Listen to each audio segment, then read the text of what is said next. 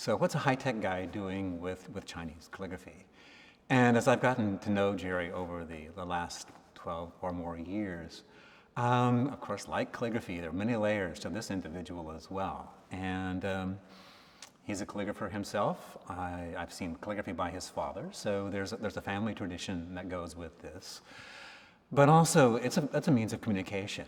There's a piece on view here that's done, it's a single work done by 13 different calligraphers. And Jerry looks at that and says, aha, there's the first social network. So he looks at this not just as an ancient art form, as an ancient, as a traditional art form, but also as something that he can look at the time in which it was created and look at it in relationship to his own lifetime and his own kind of series of interests and events. I started to think about collecting, this was probably in 1998 or so. At that time, a friend of mine said, Jerry, you're a Chinese heritage person, you live in America, but you ought to keep some Chinese roots.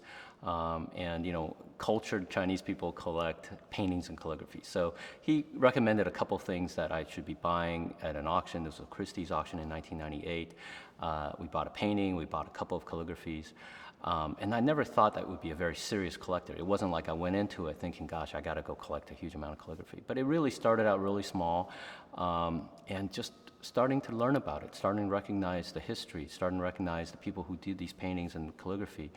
And then I ended up focusing more on the calligraphy because it's an art form I recognized and felt like I can appreciate the beauty. And so it started from there, and I think by early 2000, I was introduced to a collection that I was able to buy, and from there it kind of grew. And now it's sort of a real big passion, but it did start out very small, and it wasn't something that was meant to be very serious. These works of art are really old and precious, and the one that's behind me is from the 14th century. So you can imagine some of these things are 700 years old, and they are light sensitive. They're on paper and ink, so you can only show them at a very limited time, and you don't want to expose them to a lot of light.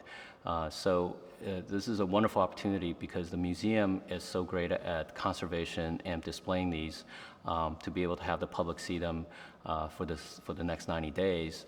But also I think that it is incredibly important that as a collector, I feel like I'm just a guardian for these great objects of art for the next generation. So we do take tremendous care for it, but it is also meant to be shared. So this is why the collaboration between a museum and a collector like myself is great, because there are great works of art that are in private hands, but also the public can see them.